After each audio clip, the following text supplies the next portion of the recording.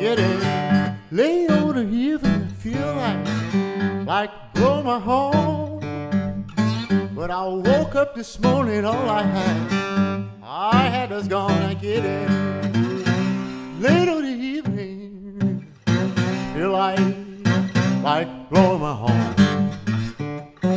Olá, audiência do Limonada de Limão, estamos de volta para mais um episódio da temporada 2. Incrível, hein? Temporada 2, já chegando na metade dessa temporada. Mais uma vez sem o Junei. Pois é, né? Ele não se recuperou ainda.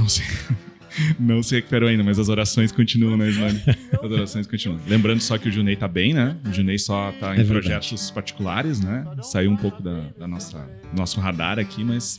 A gente não brigou com ele, ele continua nosso amigo. A gente torce para que ele volte logo, né? De novo, estamos aqui na suntuosa sede, né, da Play Content, né, no estúdio do Limonada de Limão. Agradecendo sempre ao nosso apoio da Evogo e a trilha sonora do blues de Rafael Saliba. Estou aqui ao lado do meu colega Eduardo Manioto, que não me abandonou ainda. E nós temos uma convidada especialíssima hoje, né? A gente tentou trazer ela várias vezes no programa, né? Que honra, hein? Cidadã do mundo, né? É difícil trazer ela aqui para o programa. Verdade. Está conosco Cristine Grins Nogueira, CEO da Piccadilly, uma das maiores marcas de calçados do Brasil, rumando a 7 décadas de história, né? São poucas empresas que chegam. E legal a gente falar disso, porque a gente teve num dos últimos episódios, acho que foi há 13 episódios atrás, ou 4 episódios atrás, a gente falou sobre o mercado calçadista. E a gente falou de empresas que sucumbiram, de empresas que não souberam investir em marca, de empresas que somente exportavam mão de obra e que desapareceram, né? Então estar com vocês aqui hoje junto com a família Piccadilly é incrível mesmo, muito legal. Não, é legal. E a gente estava lembrando ali nos bastidores, né, Cris? Ai, melhor não falar. Nos conhecemos há algum tempo atrás, né? Não vamos falar quanto tempo atrás. Mas a Cris estava começando, vou chamar de Cris, tá? Lógico. A Cris estava começando no Piccadilly. A Cris continua jovem, tu já tá acabado, né? Não, é verdade. Descuidado, digamos assim. Descuidado. Não fez harmonização, né? Que nem o nosso amigo Junei, né? O Junei faz bastante, né? O Estênio Garcia. Ele sempre me falou disso, né? Eu preferi fazer outras coisas, esqueci disso. Bom, vamos lá. O Ismane tenta sempre me desconcentrar aqui no programa. Normal. Nem dá bola pra isso.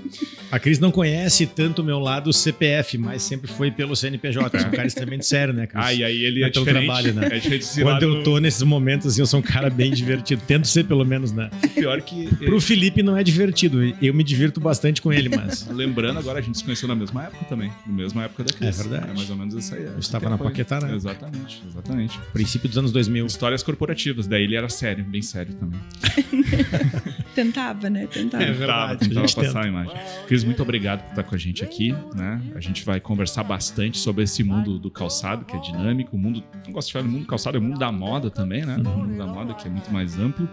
E tem uma relação direta com marca, que é outro tema que a gente fala muito aqui no Limonada de Limão, né? Então a gente vai explorar todas as situações. Mas vamos começar dessa história aí das 7 décadas, né? 2025, 70 anos da Piccadilly, né? Exatamente. Como sobreviver a tanto tempo num mercado, que nem o Ismane lembrou, que tantas marcas e tantas empresas desaparecem, às vezes, rapidamente. Como é que é vencer o teste do tempo? Em primeiro lugar, muito obrigada pelo convite. É uma honra estar aqui com vocês, poder falar desses temas tão maravilhosos, super estimulantes. E melhor não falar de quanto tempo faz, né? Que a gente se conhece, deixa assim. E poder falar da Piccadilly é melhor, né? Vamos falar desse tema que é tão gostoso e poder contar essa história. E definitivamente poder fazer 70 anos. A gente já começou a fazer briefing. É tão gostoso poder falar sobre isso, né? Briefar tudo que a gente pretende então fazer para comemorar esses 70 anos de história e de tantas conquistas e tantos desafios. Imagina, nós na Luz da Luz a gente fez 30 ano passado e foi uma loucura até a gente organizar tudo. Imagina com vocês, muito legal. Um marco incrível, né? Sim. Tem que definitivamente comemorar muito, porque como tu disse, quantas empresas buscam viabilizar, conquistar isso e infelizmente quantas por algum... alcançam, né? Poucas, né? Muito poucas. Então, sem dúvida nenhuma, é um marco muito importante e tornar isso possível foi fruto de muitas coisas que aconteceram ao longo do tempo, né? E sem dúvida nenhuma, ter focado na construção de uma marca de valor foi uma delas.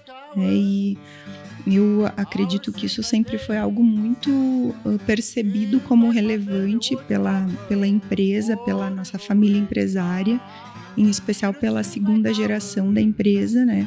O meu avô, que foi então um dos fundadores, logo lá no início da empresa, quando a Piccadilly fazia 12 pares de calçados por dia.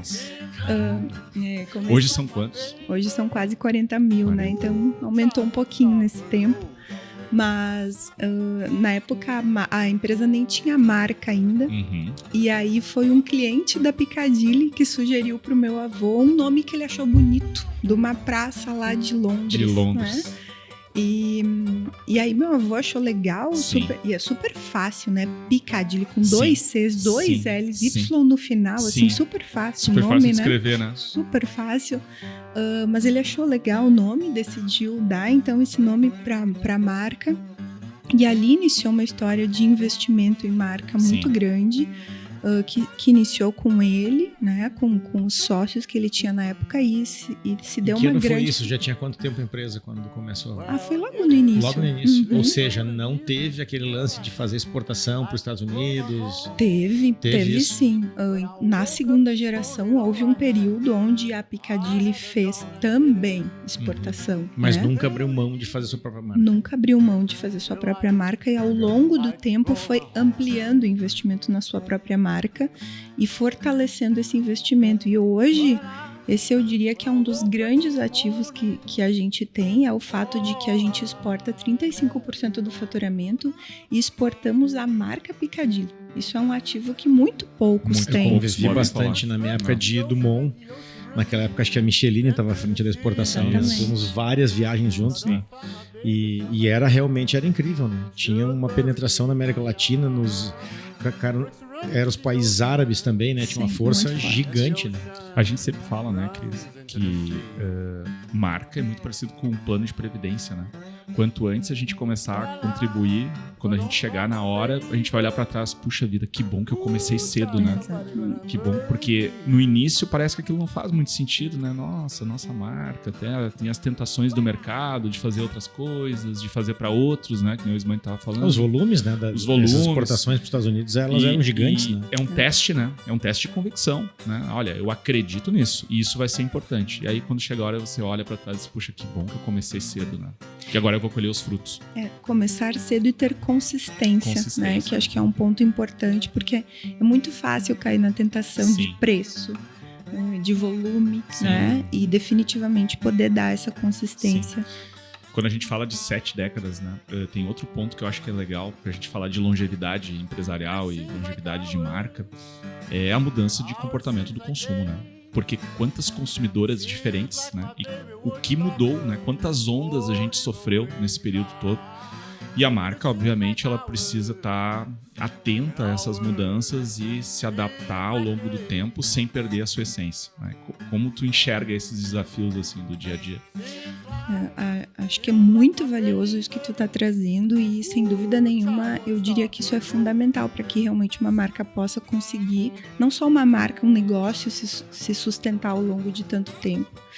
E eu diria que esse é um tema muito legal de a gente contar um pouquinho do que aconteceu nesses últimos anos aí com a pandemia, inclusive, porque a pandemia exigiu um esforço adicional com relação a isso. Algo que a gente não estava acostumado, né? De muitos negócios, e eu diria que o nosso segmento foi amplamente atingido, impactado e precisou se mover de uma forma muito diferente, né, em função de tudo que aconteceu. E aí, falando de comportamento de consumo, houve uma mudança muito grande de comportamento de consumo durante a pandemia. No nosso segmento, as pessoas pararam de consumir calçados, né? Pararam de sair de casa, pararam de ir em eventos. Os hábitos mudaram, né? Pararam de desejar consumir, porque tem muito de desejo de consumo de calçados. Sentimento de culpa, às vezes, né? Exatamente. Então, assim, nós fomos absolutamente impactados.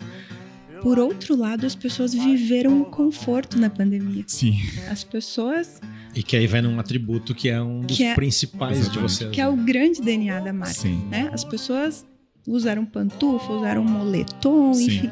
Então, viveram o conforto, e uma coisa que a gente fala assim, a gente se acostuma muito rápido com coisa boa. Tem pantufa depois da pandemia. Exatamente.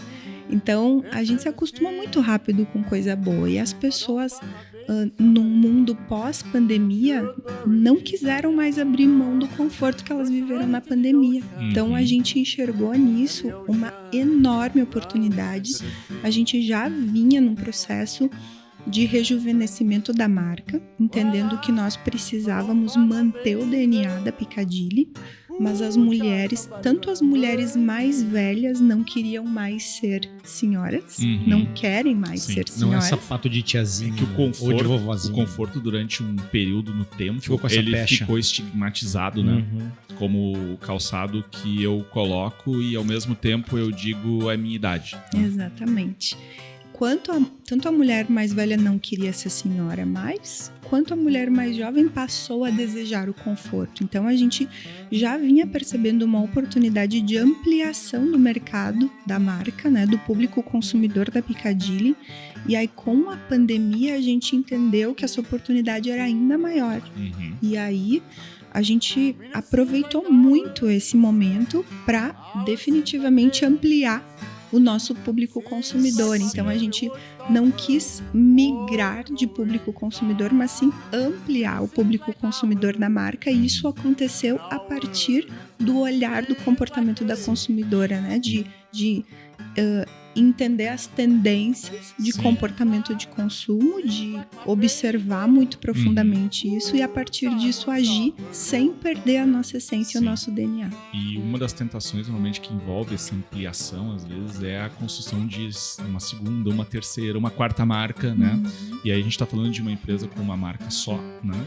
E que conseguiu ver as oportunidades e aproveitar com esta mesma marca, né? Entendendo que ela já tinha um ativo importantíssimo, que leva tempo, né? Como a gente estava falando antes, que custa caro, né? Para construir essa posição de mercado na mente da consumidora, e que era muito melhor aproveitar esse ativo do que criar um novo ativo para fazer esse movimento. Eu tenho uma pergunta nesse sentido, porque assim, todos os movimentos a gente sempre encontra resistência, né? Onde é que vocês mais encontraram resistência quando começaram esse movimento de buscar esse rejuvenescimento? Eu vivi isso, né, no período que eu estava na Paquetá, vi isso acontecendo e senti o impacto dos compradores que reportavam para mim, tentando, não, mas isso aqui não é a cara de Piccadilly. Né? Então eu até já te dei uma dica de onde havia uma primeira resistência. Né? Mas como é que vocês encontraram isso? Assim? Eu diria que essa resistência não começou agora, né? Porque esse movimento a gente vem fazendo já há alguns bons anos. Sim. E, sem dúvida nenhuma, eu digo, a percepção é muito difícil de ser modificada, né? E o fato de a gente ter algo muito consolidado como marca, quando fala Piccadilly, as pessoas lembram conforto. Tem muita história, né? É algo... História. É um ativo incrível, Sim. Mas ao mesmo tempo, quando tu quer transformar algo com relação a esse posicionamento, se torna muito mais complexo. Sim. Então, sem dúvida nenhuma, tem dado muito trabalho e obviamente que tem os desafios nesse sentido. Então, tem essa percepção do comprador que nicha. Não, isso aqui eu vou comprar dessa marca, isso eu vou comprar daquela. Não, isso aqui não é Piccadilly. As caixinhas, né? As caixinhas mensais já, né? Sem dúvida. Então, tem essa percepção do comprador, tem essa percepção do próprio representante, tem essa percepção...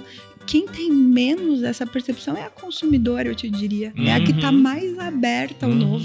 Sim. É a que mais deseja. A gente sempre imagina, né, de que a consumidora enxerga aquilo também tão materializado quanto a gente, mas não tem isso, né? Elas têm muito mais amplo esse espectro de analisar a marca. Né? Nós passamos por isso na Luz da Lua também. A Luz da Lua teve vários momentos onde não era assim, vista como uma marca de moda. E vista como uma marca de conforto, quase. E a gente vem também puxando por esse rejuvenescimento. E quando a gente foi para as pesquisas com as consumidoras, ficou nítido. Ficou surpreendente, né? Que isso era muito mais uma mentalidade até nossa interna, de estar percebendo isso, do que realmente, né, de fato, delas estarem lá no ponto de venda e enxergando isso. Né? É que a gente vê a marca toda hora, né? A gente tá dentro da marca, né? E a gente começa a formar muito mais forte esse elo do que ela que tá lá. Ela consome não só a nossa marca, ela consome N marcas. Ela transita, tem um repertório, né? E isso não é tão forte. E muitas vezes o que ela fala não é o que ela faz. Exato. É boa essa aí, né? A gente, nas pesquisas, a gente Aham. fez agora 2 tipos, né, de pesquisa. Uma que era com perguntas diretas E outra no closet. e outra era o seguinte, vamos para o teu closet. Então, cara, era completamente... A hora da verdade. Não, eu não compro, eu não compro. Não, eu sou ultra básica. Tu chegava lá, tudo estampado a la Farm da vida, assim, né? Era uma baderna total, né? Mas eu queria fazer um comentário Sim. com relação ao que tu falou há pouco sobre criar uma possível nova marca. Sim. Enfim, acho que é legal contar que quando a gente, então, ali no pós-pandemia, a gente, então, decidiu, puxa, vamos aproveitar para criar um fato novo nesse momento com relação a um processo de rejuvenescimento que a gente já vinha dando, subindo degrau a degrau, justamente para não ter uma ruptura grande demais e gerar um bloqueio que fosse negativo. A gente veio numa construção que a gente entendeu que estava sendo positiva. E aí mas naquele momento a gente acreditou que precisava fazer algo diferente. Aí a gente criou uma submarca chamada Piccadilly Marshmallow. Uhum. E aí foi um produto totalmente diferente. A gente produziu ele era um full EVA, então era algo totalmente diferente daquilo que a Piccadilly estava acostumada a fazer. Sim.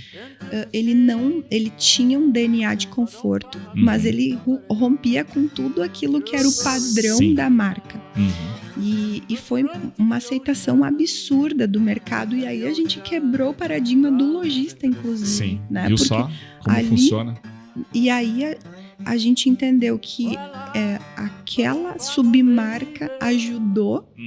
a rejuvenescer a marca mãe, Sim. né? E trouxe um novo público consumidor que viveu a experiência de usar Piccadilly Marshmallow e a partir dessa experiência começou a olhar para Piccadilly num todo De uma com outra uma nova forma, forma.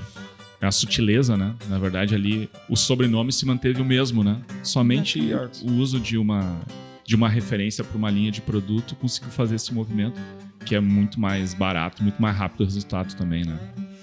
E uma das resistências tu não encontrou dentro da própria casa? É só uma Da pergunta. terceira geração? Exato. A questão da Eu sucessão, tenho umas né? perguntas ácidas aqui, né? Aqui- Eu não tinha falado pra ela que teria perguntas A ácidas. questão da sucessão é complicado também nesse tempo todo, né? Porque, Assim, na houve verdade... questionamentos, é. né? Dos tios, né? É. Enfim, teu pai, tipo assim, pô, será que é certo isso? Será que a gente tá indo pelo caminho correto? Bom, na verdade, a primeira grande resistência não foi nem a esse processo em específico, foi a sucessão em si, né? Sim. Se tu quer falar de acidez, então Bora, Vamos lá. Oba, aí vai, eu adoro isso daí. porque, sem dúvida nenhuma, isso gerou e hoje, é legal porque hoje as pessoas falam de uma forma super transparente Sim. com a gente sobre isso, né? Sim.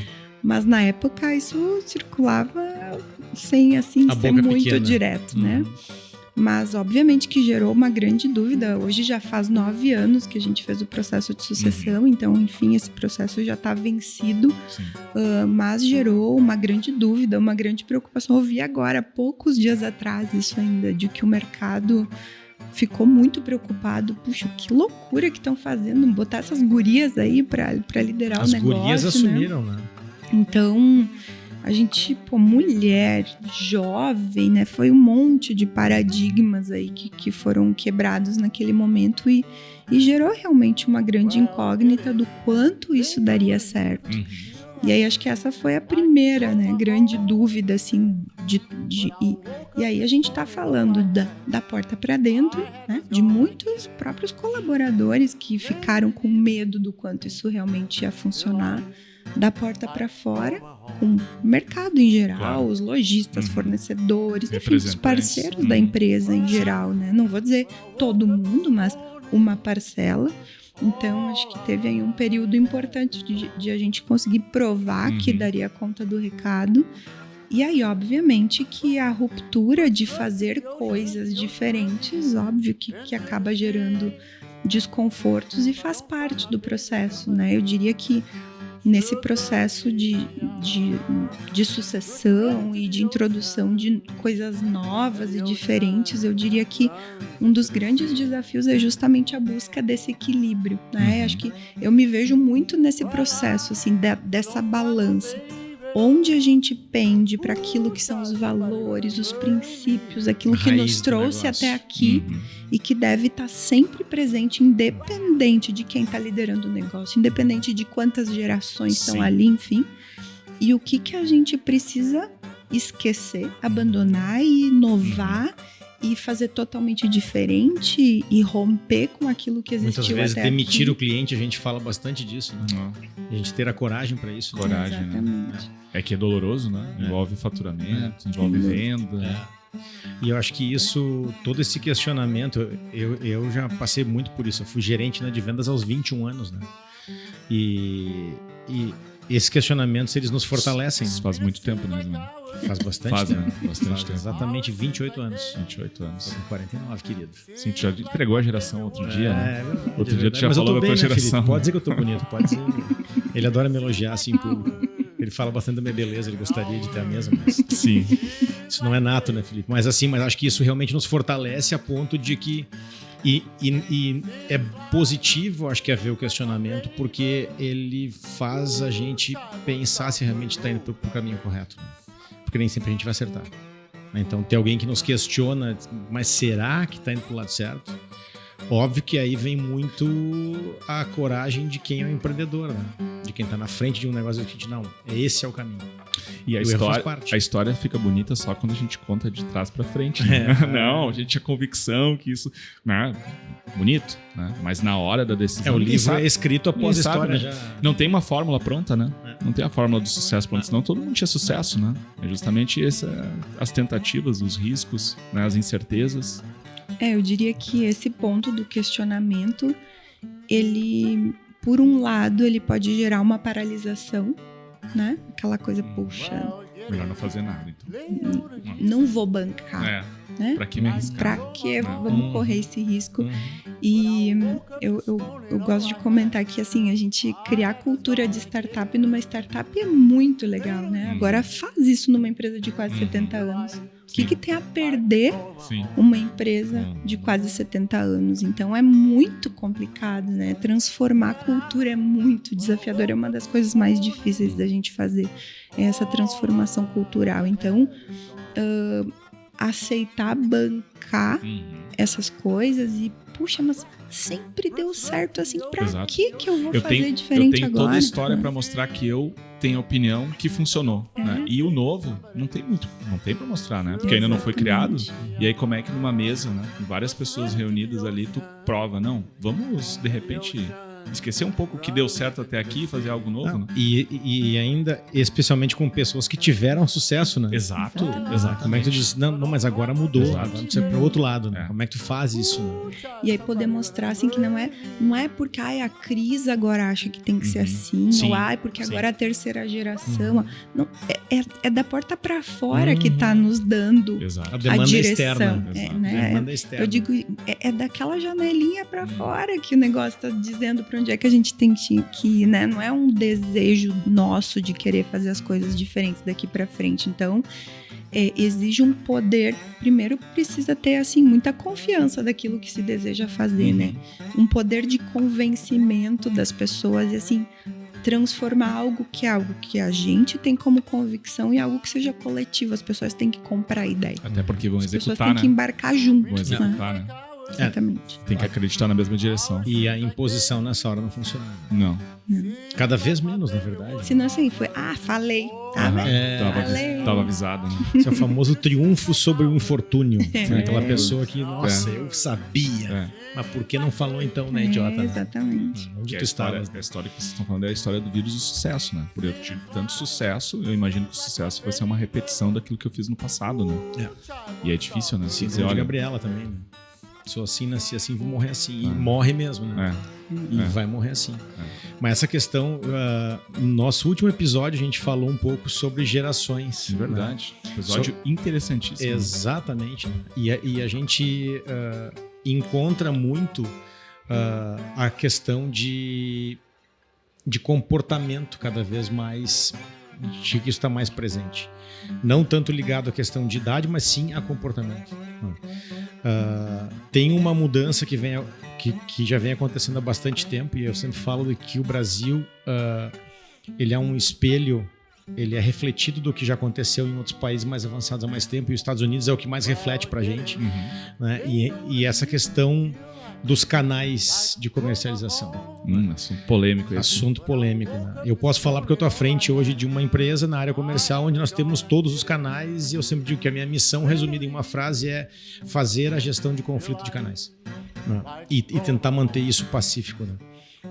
Mas eu enxergo isso de que cada vez mais a gente precisa definir os canais em função do comportamento do consumidor. A gente está falando de canais de distribuição. Canais aqui, de distribuição. Estamos falando, vamos entrar para o nosso mundo aqui de moda, né? Estamos falando de e-commerce, seja próprio ou seja terceiro. Nós estamos falando de lojas que comercializam nosso produto, que são multimarcas, ou de monomarcas, né?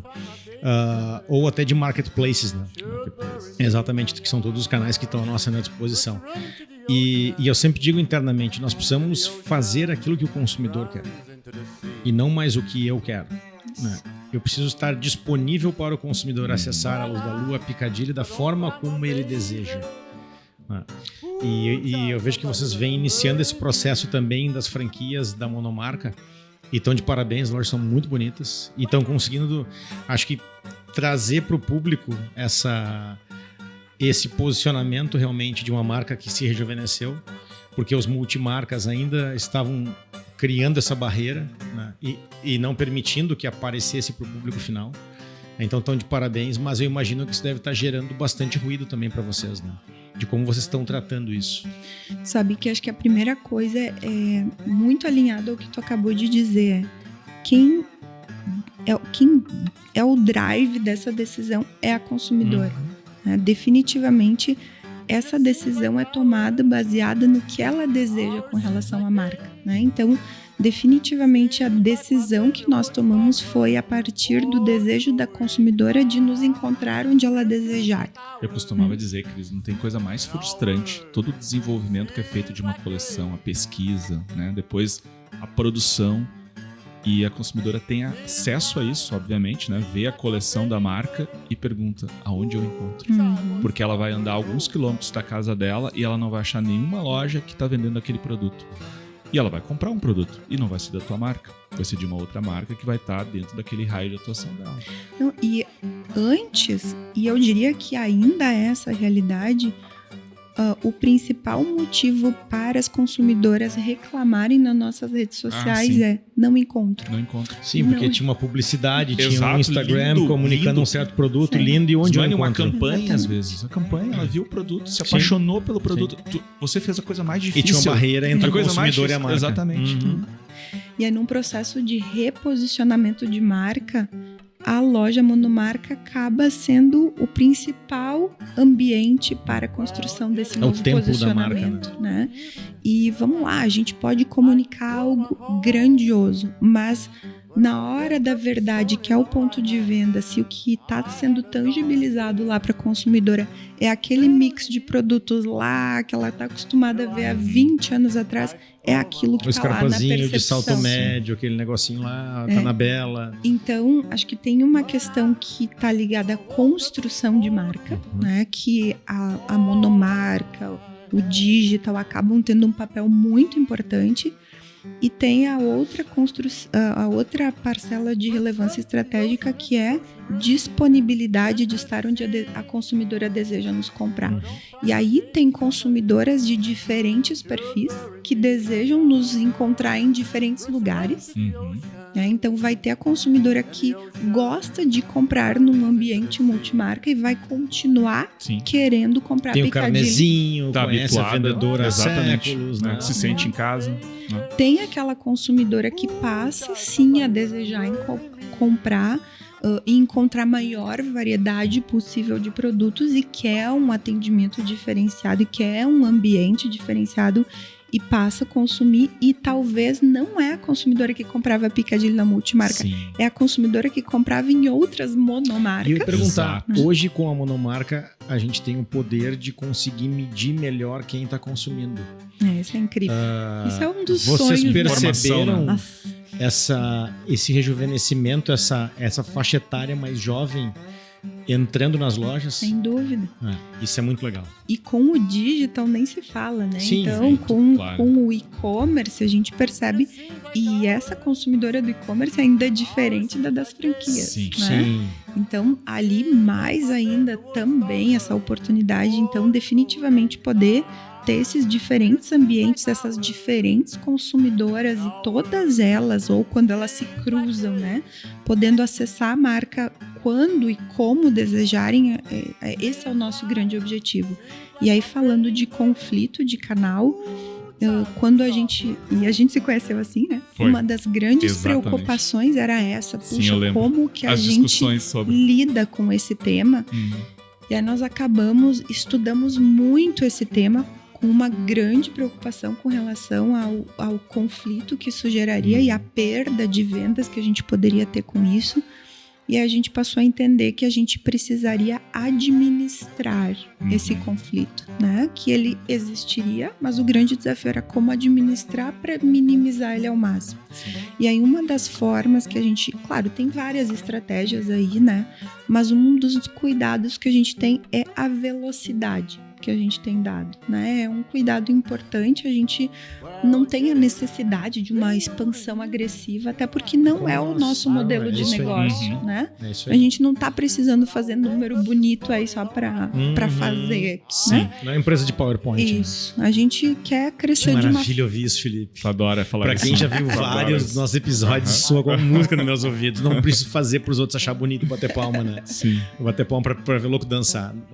Ótimo, parabéns. Então Parabéns. é para ser consistente, a gente fala, né? Nós não queremos expandir negócios mal sucedidos, a gente quer Sim. expandir parcerias que deem certo, que os franqueados estejam satisfeitos e que a gente Boa frase veja... essa, hein? O que eu vejo de negócio sendo montado às vezes pra franquear e é expandir negócio mal sucedido, né? Bem o que a Cris falou. Não, cara, eu posso dar um depoimento, assim, porque a gente já tá agora... Nós estamos indo pro 15º ano já com franquias. E fica muito claro de que quando tu tem um negócio para gerar valor pro investidor, isso passa a ser positivo para todo mundo. Quando tu cria um canal apenas para criar um canal de sell-in, sem se preocupar com o sell-out, né? O sell-in é a minha venda para o varejista e o sell-out é o varejista para o consumidor. Se tu não te preocupa com o sell-out, isso perde valor. E aí tu acaba destruindo o valor desse investidor e aí tu percebe várias marcas por aí que tem franquias que são campeãs de repasse. Ou seja, é um sonho. Muitas vezes o cara ele tá aposentado ou a esposa dele tem uma graninha e o cara quer abrir um negócio e o cara vai lá e abre o negócio e ele se decepciona porque ele perdeu o dinheiro e vai indo adiante, vai indo adiante. Até que em algum momento isso pode terminar. Então, ter o interesse legítimo de que se o investidor está sendo bem remunerado isso vai adiante, tá ótimo. E um outro ponto que é muito legal porque tem essa questão do conflito de canais e ele muitas vezes ele é criado na cabeça das pessoas. É o Dom Quixote que enxerga É um mito. o dragão no moinho. Né? E nós já estamos comprovando isso com vários cases. Porque existe sim aquela consumidora que está mais focada no canal multimarcas porque ela tem um relacionamento já com a loja, enfim, ou muitas vezes, no nosso caso, com o poder de um alto que é de um alto valor, cara, assim percebido e agregado, tem bolsa de até R$3.500. Muitas vezes essa pessoa ela tem o dinheiro, mas ela não tem a cultura de ter um glamour. Então ela vai no canal multimarcas que é mais caseiro. E tem aquela pessoa que quer o glamour, que quer entrar numa loja, quer ganhar um cafezinho, que sabe, quer ser paparicada, e aí a monomarca produz esse efeito. Existe a zona cinza, ó, mas existem duas consumidoras. Se eu mato o canal multimarcas, eu estou abrindo a mão de consumidores. E outra, o multimarca tem uma capilaridade. É. Nós estamos falando de um país Tem muitas continental, cidades né? de interior, não Com tem muitas como características, né, que são regionais. Mas o ponto principal é o seguinte: o canal monomarca ajuda o multimarcas. O multimarcas tem aquela impressão, não, eu vou parar de vender, Que é ele o vai matar. canibalismo, né? E não, Ele na vai tirar o verdade, ele negócio. auxilia porque ele aumenta o valor percebido pela marca. Eu diria assim, além desse, que para mim, sem dúvida, é super valioso, que ele gera valor de marca, ele gera conhecimento da consumidora com mais profundidade, né? Porque a gente Informação. aprende sobre a consumidora com informação de sellout. Sim. Né? A gente conhece mais profundamente sobre a consumidora, sobre o que ela gosta. Os dados falam, né? Por que esse produto gira, né? O que agrada nesse Sim. produto. Enfim, a gente fica mais assertivo para criar, né? Seja falando de produto, seja falando de comunicação, enfim. Então, acho que a gente se torna uma empresa mais de mercado a partir do momento. E mais eficiente. Sem Vocês dúvida. vão sentir esse efeito. Vocês estão agora no 2º ano com franquias? Não, já faz mais. Já faz estamos mais? no 5º ano, tu acredita? Meu Deus do céu, o tempo passa. Mas isso vai acabar acontecendo. Vocês vão diminuir o tamanho de coleção. Vamos ficar mais assertivo. Em 6 anos, a Luz da Lua cortou pela metade o tamanho de coleção, Sim. porque tá mais assertivo. Acaba vindo esse... Tu Esse diminui o feedback. distanciamento, né? Com quem decide de fato, né? Exato. Tu não tem mais... Na ponta, né? Exato. E acho que um outro fenômeno também que ocorre, voltando para aquela questão da geração, é que as gerações mais jovens, elas têm muita informação. Então, quando elas entram no ponto de venda, se ela entra no multimarcas, com raras exceções, os multimarcas não têm muita informação. Né? Porque são tantas marcas dentro da loja que os vendedores não sabem. Então, eles estão vendendo, olha como é bonito. Sim. Acabou. Sim. Esse é o CBV, né? E tu entra na franquia, a pessoa vai saber dizer, olha, sabe que esse material foi assim, assim, assado, a palmilha foi feita, injetada, ou seja, ela conta a história do produto. Sim. E cada vez mais as consumidoras estão em busca disso, né? E a gente tem muita coisa para contar, né? É um produto que tem muita Altamente história, tecnológico, né? Sim. Então, Muito Tem tecnologia. muita informação para ser compartilhada.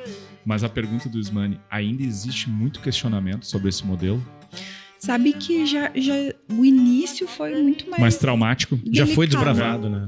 Nessa parte, eu diria que hoje isso se tornou muito mais tranquilo. E muitos multimarcas estão investindo na franquia também, porque estão percebendo, né? Alguns, a gente até tem um cuidado nesse sentido, porque é outro mindset, né? Eu dizer, tem que avaliar.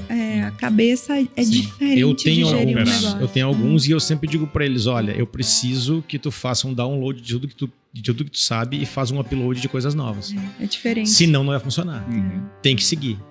Não adianta questionar. É igual religião. Independente, né, de qual seja ela. Tu não vai concordar com tudo. Uhum. Mas eu não vejo ninguém, por exemplo, em uma missa católica, no meio do sermão, levantar a mão. Eu não concordo com esse negócio aí. Uhum. Isso não existe. Uhum.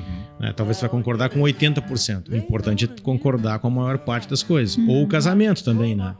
Eu tô casado há 27 anos com uma mulher maravilhosa.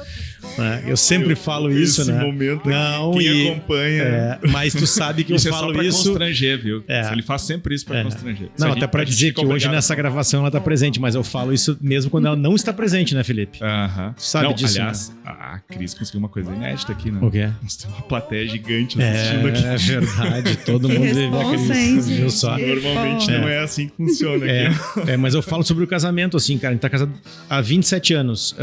Ela concorda com tudo que eu faço e digo? Óbvio que não. Não. Claro que não. E eu também não concordo com ela. Embora eu diga que sim. Essa briga tu não compra. Mas a relação entre uma franqueadora e um franqueado é muito disso, entendeu? Sem dúvida. Ela precisa ser, no final de contas, tem que ter um saldo positivo. Nem tudo vai ser positivo. Sim. Até porque a marca precisa cobrir todos os Sim. canais, Não vive todas com essa ilusão, né? os estados. Então Não não te tem frustra ilusão. com isso, né? Exatamente. Não te frustra com Não isso. somos perfeitos, não Isso. queremos ser e teremos falhas. Mas Sem vem dúvida. junto. Importante seguir. É muito importante. Muito Legal. importante mesmo. Mas, Cris, a gente precisa falar sobre um assunto, né? Que é justamente... Teremos que falar sobre o assunto. Teremos que falar sobre um assunto, né? Que é justamente uma mulher liderando uma marca feminina. Parece um negócio tão óbvio, né? Girls Power. Mas, né? É uma novidade recente. Eu peguei alguns dados aqui, eu achei impressionantes, tá? Eu não tinha noção que era... Assustadores. Eu não sabia que eram esses números, tá? No mundo, tá? 6% dos CEOs são mulheres. Apenas. E no Brasil, 2,4%. 2,4%. É. E a gente teve aqui, né? A Cris tá aqui, a gente teve aqui a Eliane da Novopé Uhum. e a gente teve a marca Cria Amigos, que são duas empreendedoras Duas também que estão à empreendedoras frente também. do negócio. Lá de Gramado. É, interessante, né? A gente casualmente aqui transitou entre marcas que as mulheres estão na liderança, mas é uma exceção, né? É uma fração ainda das empresas, tanto no mundo quanto no Brasil. Como foi isso, Cris?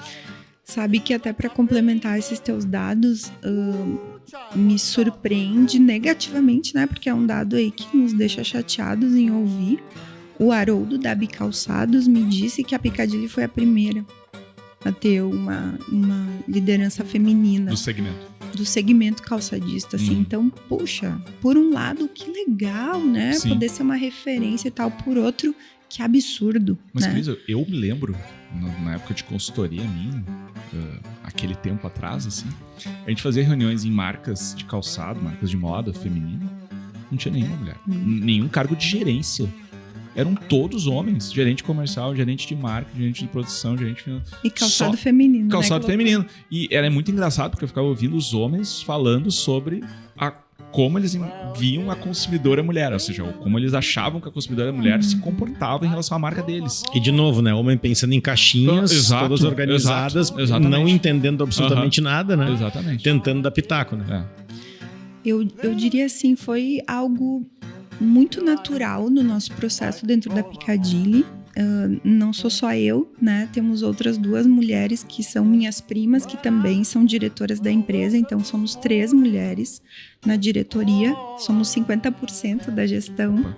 Jogando a média brasileira para cima. Isso, graças a Deus. E muito trabalho.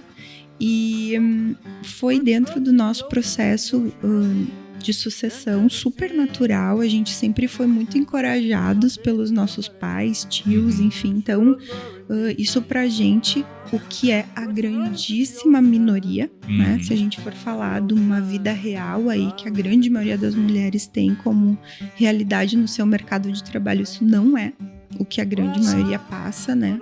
A gente sabe que a gente teve aí um privilégio muito grande. Nós fomos sempre recebidas e ganhamos muitas oportunidades, e é isso que a gente hoje busca construir dentro da Piccadilly como oportunidade. A gente tem hoje o encorajamento feminino como propósito da marca, e é justamente com esse objetivo de que a gente possa mostrar que as mulheres tenham as oportunidades que os homens têm. Nós não queremos que as mulheres recebam só por serem mulheres os espaços, mas a gente não tá falando de cotas. Não, mas que elas Merecimento. ao estarem, ao ganharem as oportunidades, que elas estejam preparadas, Prontas. né? Então a gente tem todo um processo sendo trabalhado nesse sentido, e agora pro briefing de 70 anos a gente vai vir com muitas coisas ainda mais interessantes materializando esse propósito, justamente com esse objetivo, ajudar nesse desenvolvimento das mulheres e fazer com que os espaços sejam concedidos, né? Porque a gente sabe que as mulheres têm muito potencial. Sim. O desafio que hoje existe é esse. Muitas vezes elas não recebem o espaço para poder mostrar esse potencial todo. Sim. O nosso segmento, eu acho, né? Falando agora do calçado, né? Talvez por ser um segmento muito fabril, né? E as fábricas, né? Foi de fábrica para marca, ainda essa presença masculina foi mais forte, né? Porque a gente tá falando de gestão de produção, cargos que usualmente eram ocupados por homens também, né? Em relação ao Mas até mesmo na perfil de formação, produção, a gente né? vem quebrando alguns paradigmas, exato. porque se a gente olhasse, era o seguinte: corte era homem, a costura era mulher, e a montagem era homem. Exato. Na Luz da Lua, na produção, 80% são mulheres já. Sim. Mesmo na montagem, tem muitas mulheres já. Sim. No que era dito, isso aqui só um homem pode fazer. Óbvio que a tecnologia facilita isso, porque né? a gente também não fica expondo a mulher também aquele negócio de porque ultrabraçal. A questão de força, sim, né? Sim.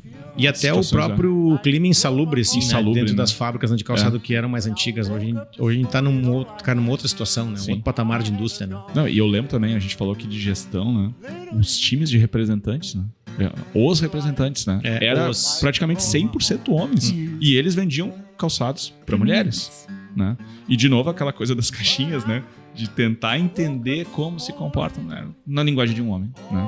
Eu me sinto feliz, porque 100% das gestoras que estão na área comercial junto comigo são mulheres. São mulheres. São todas mulheres. A gente... Eu sou mandado por mulheres no trabalho e em casa, Cris. Então tu é muito feliz. Muito feliz. Eu tenho 2 que mandam em mim em casa e tenho 5 Cris, que ele não diria nada diferente nessa situação, né? Agora, ele nunca diria que ele é infeliz, né? O amor, eu te amo. Ela tá aqui, ó.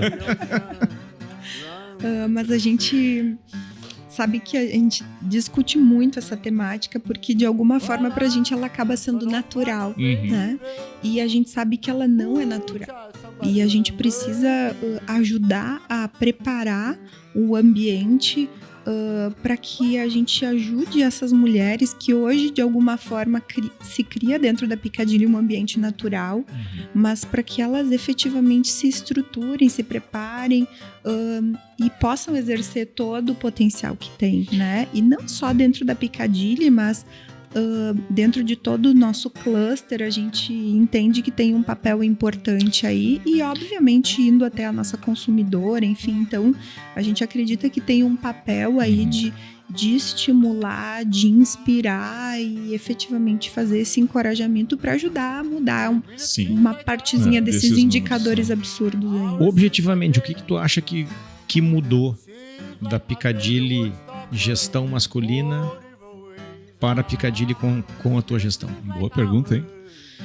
Eu só... Objetivamente, assim, o que mudou esteticamente na empresa, horários, enfim, clima das empresas, das pessoas, o que tu... viu só, eu te botei.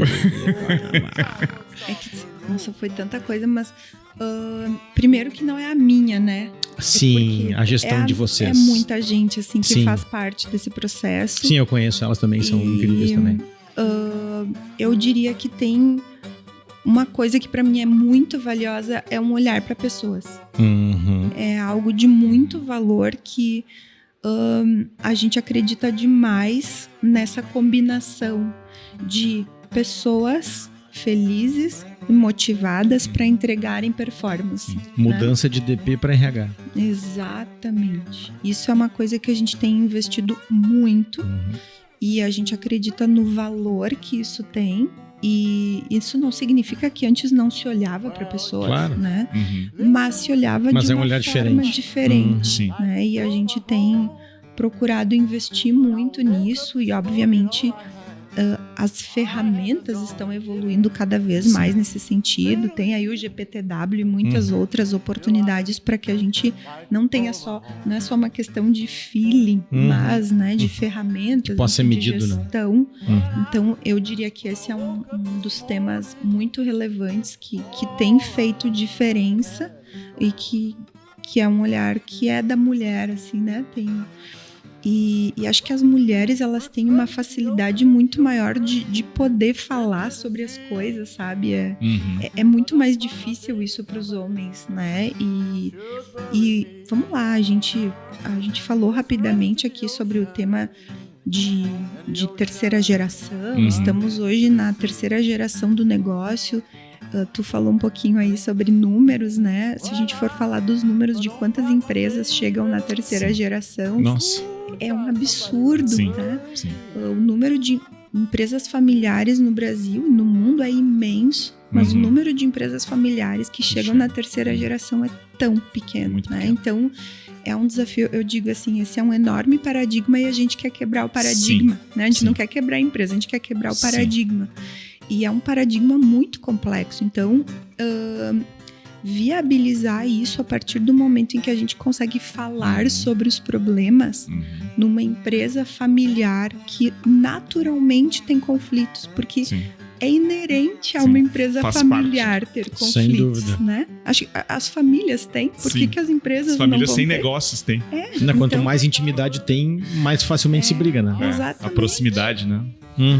E à medida que as famílias vão crescendo, óbvio que vai ficando mais complexas as relações, né? Então, não é só a possibilidade de falar, mas a governança, né? É um outro tema super relevante que a gente podia falar um tempão aí, que tem feito muita diferença no nosso negócio hoje. Mas falando do aspecto feminino, eu diria que essa facilidade de poder falar, de poder conversar sobre os problemas, sobre as diferenças, isso eu acho que tem feito muita diferença. Sim, o homem tende a tentar talvez não varrer para debaixo embaixo da mesa, mas de ignorar coisas e talvez deixar aquilo mal resolvido. E outra, o homem quando vai para uma discussão às vezes é mais bélico, né? Sim. A coisa vai para mais agressivo, não com essa naturalidade, né? Às vezes as coisas vão mais pro conflito mesmo, né? prejudica as relações, né? Acho que verdade. essa habilidade, né, feminina habilidade de importante. conduzir facilita muito. O Ismani sempre diz que no programa eu trago alguns limões para os convidados, assim, de surpresa, né? E eu vou pegar, né? Vou pegar um limão de surpresa, né, Eu Ismani? falei pra ela que não teria. Pra manter a tradição, né? Não, Tu falou pra que eu aceitasse vinho, hein? É Agora que eu verdade, já tô é aqui. verdade. Agora não vai ter como fugir. A gente corta depois, se for muito difícil. não é nada difícil aqui. A gente está falando aqui num segmento de moda, segmento de calçados, né? E é um segmento que se utiliza muito disso, que é o aluguel da fama, né? As marcas que contratam personalidades, celebridades, influencers, né? E às vezes fazem disso o seu modelo de negócio, né? Ou seja, criam uma dependência absoluta disto para terem sucesso. E aí teve um artigo, inclusive eu escrevi sobre isso recentemente, teve um artigo de uma pesquisadora chamada Jenny Romaniuk, que falou sobre isso, sobre o aluguel da fama, né? E dos riscos do aluguel da fama. Porque normalmente quando se faz uma comunicação entre duas marcas, e aqui no caso a gente está falando da marca do produto e a marca da celebridade, o consumidor reconhece com mais força uma destas marcas. E normalmente a marca da celebridade é mais forte do que a marca do produto. E a marca do produto perde uma oportunidade de construir uma posição, de mostrar os seus ativos, a sua simbologia, ou seja, realmente posicionar a marca na mente do consumidor. E coincidentemente saiu também semana retrasada uma pesquisa da Troiano, né, falando sobre o Brasil daí, onde eles pegaram uma lista de celebridades vinculadas a marcas, né? Se não me engano tinha em torno de 30, 40 nomes, né? E aí pediam para os consumidores associarem as celebridades às marcas que estavam sendo comunicadas. Nossa, que perigo. E aí vem os números. A gente falou de números assustadores, vem números assustadores, tá? Entre aqueles que conheciam as celebridades, ou seja, eu sei que tem celebridades que mostram pro público que não sabe quem é, né? Inclusive, eu acho muito curioso que às vezes se coloca o nome da celebridade embaixo de uma campanha, né? Para as pessoas dizerem, olha, tá, agora eu sei quem é. Às vezes, mesmo com o nome, as pessoas não sabem quem é, né? Entre os conhecedores das celebridades, apenas 15% conseguiu associar corretamente a pessoa à marca. E entre o público geral, a amostra geral, então incluindo conhecedores e desconhecedores, 10%. Ou seja, 90% do esforço que a marca fez para associar a celebridade foi jogado no lixo, e só 10% conseguiu fazer a correlação correta. Cris, como é que tu vê isso, né? A gente aqui não tá... A gente sempre é do equilíbrio, né? O Ismani gosta de falar isso, né? A gente não gosta dos extremos, a gente vai pro equilíbrio. Como é que tu vê esse momento que muitas marcas colocam todas as suas fichas neste tipo de modelo, né? De comunicação e de expansão de negócio? Eu diria, em primeiro lugar, assim, a Piccadilly acho que pode ser usada como um case nesse sentido que a Piccadilly usou muito pouco desse recurso. Né? Ao longo da nossa história, isso não foi um ativo muito usado e um dos motivos para isso é porque a gente sempre procurou ter muita verdade na comunicação da marca. A gente quer falar de uma mulher real, de uma mulher verdadeira, e aí muitas vezes tu vincular a imagem da marca à imagem de uma celebridade que na grandíssima maioria das vezes nem usa o produto que ela está comunicando, Exato. não tem verdade nenhuma, né? É o aluguel, né? Tu tá alugando Exatamente. ela por algum momento ali e não consegue associar corretamente a tua marca porque não é uma verdade. Exatamente. Então, a gente entende que não tem verdade para fazer esse vínculo, né? Então, a gente se preocupa muito com isso e por isso usou muito pouco esse recurso. Outra questão é o quão efêmero isso é, né? Hoje, essa celebridade está vinculada à nossa marca, 6 meses depois já está vinculada a uma marca concorrente, enfim, então isso acaba fazendo com que a gente entenda que não gera uma verdade que justifique, a menos que seja, né, uma parceria de um período mais longo de tempo. Sim. Que aí se torna mais profunda e possa fazer mais sentido, né? E aí a gente tem, embora eu esteja dizendo isso, a gente tem um case de sucesso que foi muito legal que a Piccadilly fez, que foi com a Marília Mendonça. Vocês chegaram a ver? Sim, eu vi. Ela, inclusive, quando aconteceu a tragédia dela, do falecimento dela, ela estava parceira da Piccadilly. Eu lembro disso, A gente sim. fez uma campanha, ela falava, tinha lá, né, um jingle, ela falava, chega de sofrência para os seus pés.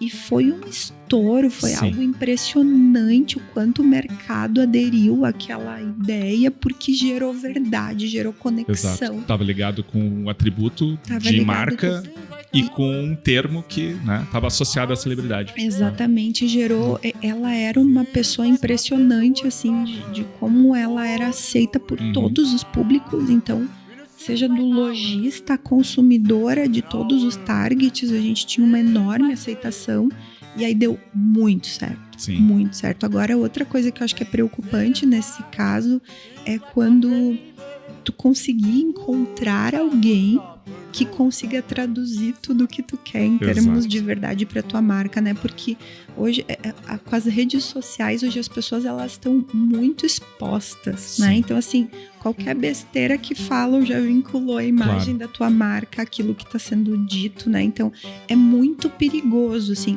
É aquilo que há pouco se falou lá no início, quando a gente estava falando sobre construção de marca, né? É uma tentação, É né? uma tentação. Fazer esse tipo de Porque você investimento. vê os outros fazendo, né? E Tá às todo mundo vezes fazendo. Será que eu tô errado de não fazer? Pode ser que é um efeito mais rápido, né? Mas o quão sustentável e consistente ele é a controvérsia. E arriscado, né? E às Porque vezes a gente não controla essas pessoas. Exato, e né? às vezes as celebridades são escolhidas unicamente pela fama. Nada mais. Somente por serem conhecidas. Né? Exatamente. E não ter nenhuma ligação com a marca.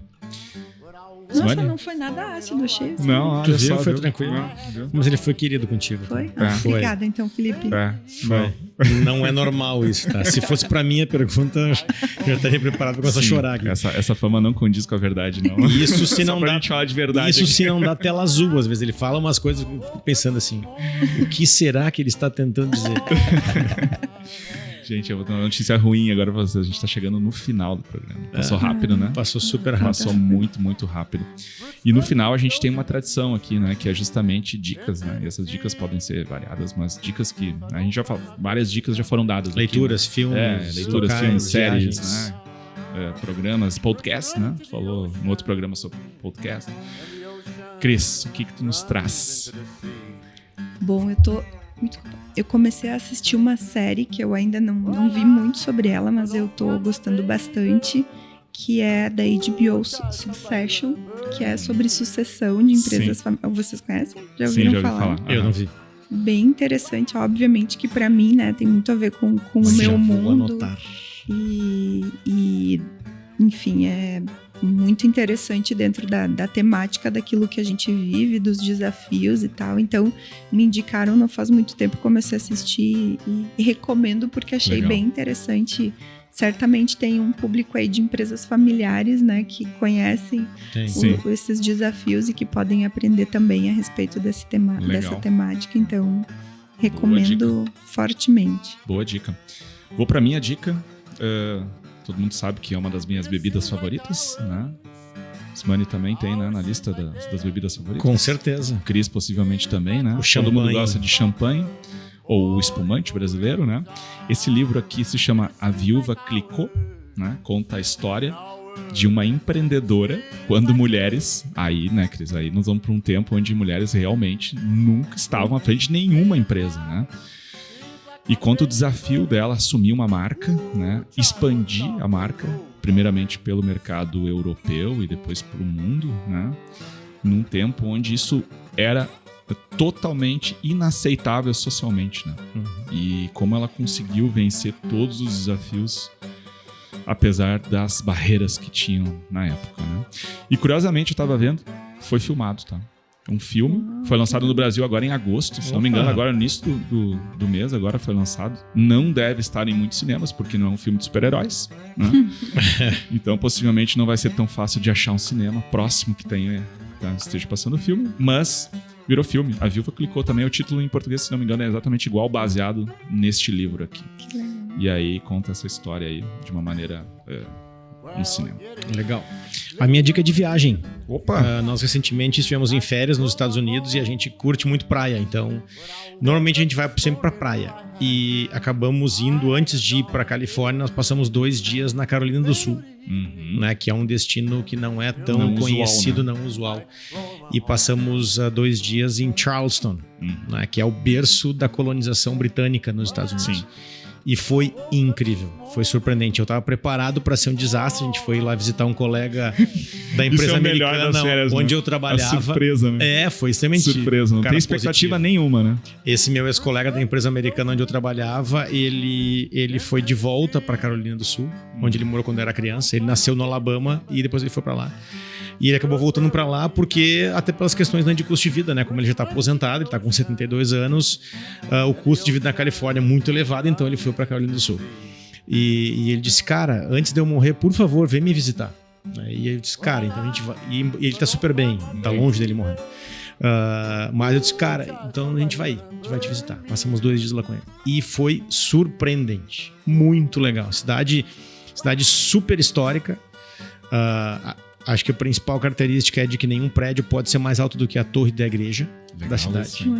É a cidade americana que mais tem igrejas de todas as religiões possíveis e imagináveis. São mais de 1.100 dentro de Charleston. Vale muito a pena. Provavelmente não é um lugar que tu vai passar 15 dias, né? Mas se tiver de passagem, talvez quem estiver indo para Nova York ou para Flórida mesmo, né? Porque é no mesmo lado, vale muito a pena. Então, dica de turismo aí para Charleston, na Carolina do Sul. Fugindo dos lugares triviais. Exatamente. Isso é legal a gente fazer também. Foi muito bom. Bom, de novo, Cris, muito obrigado por ter aceito o convite, ter feito todo o esforço possível para estar aqui com a gente hoje, né? A gente reconhece isso, né? Foi extremamente rica essa troca de experiências aqui, né? Lembrando aí vários tempos passados, né? E a evolução toda até chegar até aqui. A gente sempre fala do final da história, né? É bom contar também o percurso da história, né? Que não é tão bonito às vezes quanto o final. E, de novo, né, agradecimento ao nosso apoio da Evolgo aqui, né, os estúdios da Play Content, que proporcionam toda a tecnologia possível aqui pra gente estar em conforto e na tela de vocês nesse momento, com qualidade de vídeo e som. E, por falar em som, né, a Rafael Salib, trilha sonora, que acompanha todos os nossos programas com o melhor blues maravilhoso do blues. De novo, muito obrigado a todos, obrigado, Ismã, obrigado, Cris. Cris, e até a próxima. Valeu, até mais.